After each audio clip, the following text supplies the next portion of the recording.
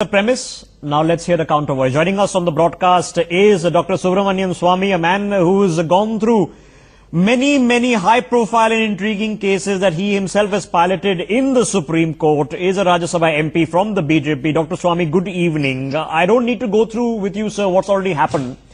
So let me pose the question, why do you think it has happened?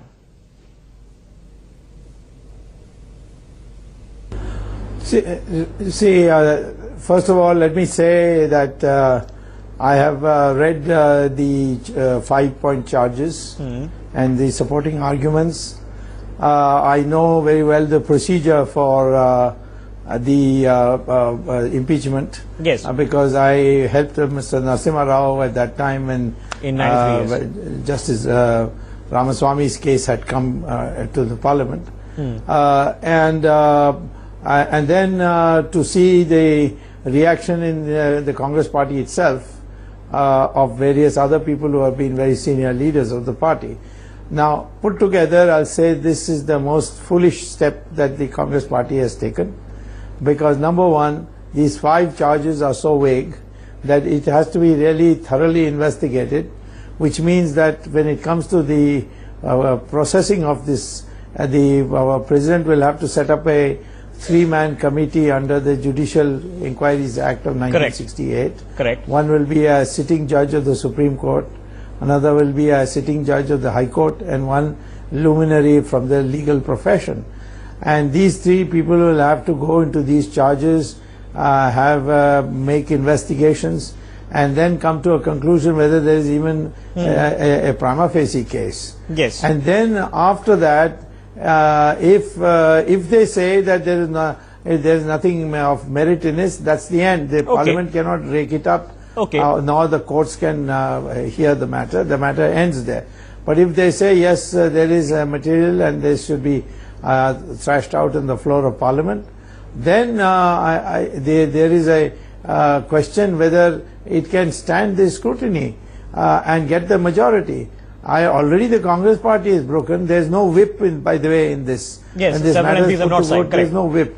So Congress party, people like Manmohan Singh and others have now openly made clear that they don't want to be party to this. And they have not even been consulted, as Salman Khurshid has said.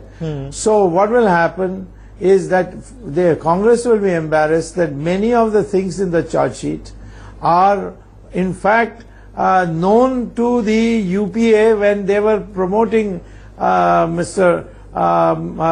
Mishra elevating him to the high position of High Court judge and then Chief Justice of the High Court and subsequently to the Supreme Court.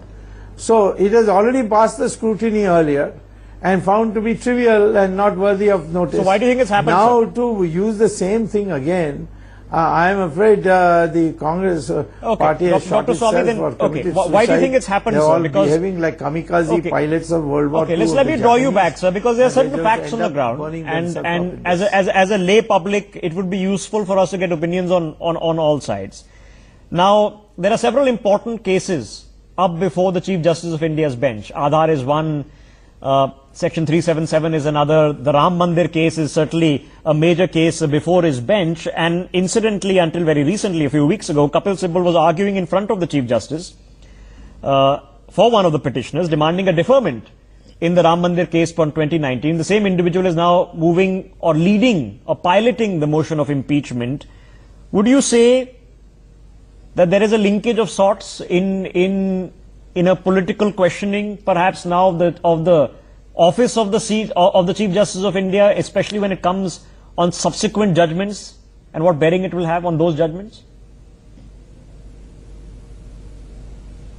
Well, there are 2 Ram Mandir cases now, thanks to the foolishness of the Congress leaders and those others who are representing the Shia Waqf Board. One is the property issue. Yes. Which is the appeal against the Allahabad High Court and is in the form of a civil appeal in the Supreme Court. The other is my petition, a writ petition, which talks about my fundamental right, which supersedes the right of property, because property is an ordinary right. So both these petitions are there. At most today they can block the property issue. but that is a very minor part of the Ram Mandir question. The major part is whether Hindus have a fundamental right to worship where the faith tells them Ram was born. And of course this is supported by the Allahabad High Court judgment, which says yes, the faith says that Ram was born, and one of the parts of the Babri Masjid where it stood has been now in the judgment given to building a Ram temple.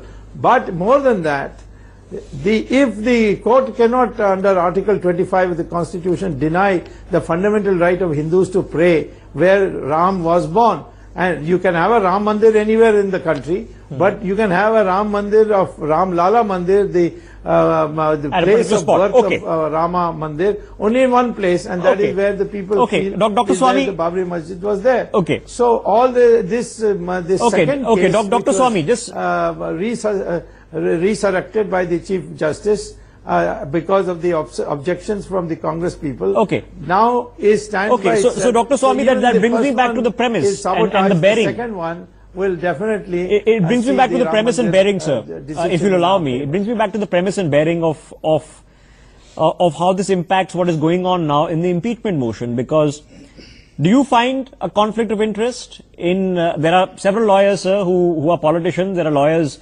who argue before court. You argue before court.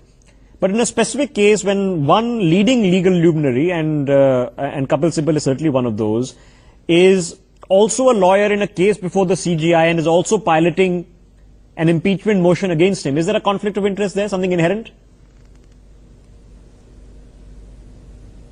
Yes, it definitely shows malice on his part. He should have recused himself from this whole thing and said, no, I will not address the press conference because I already have had a hot exchange with the Chief Justice. Ultimately, Rahul Gandhi had to tell him to withdraw from the case, and it was an open humiliation. But Kapil Sibal has made these bloomers this zero loss theory that he came up with in the 2G. The 2G, as far as the cancellation of the license is concerned, that was my petition that the Supreme Court has already held, and there's been no re-questioning of that. The only thing that has happened is that the accused were let off by the trial court, and now it is in the High Court. The basic crime of allotting a license illegally was held to be true by the Supreme Court and struck down. And all the licenses were cancelled. They have not been restored. Dr. Swamy, I'll leave it there. Say that zero loss. Shows that Dr. Swamy, I'll leave it there. I thank you, sir, like a bull in a China for joining us and putting into perspective a lot of what seems to be peripheral issues around the nub and the core. And the core, of course, is the impeachment motion against the Chief Justice of India, but have a direct and immediate bearing on what is going on. I appreciate your time as always, Dr. Swamy.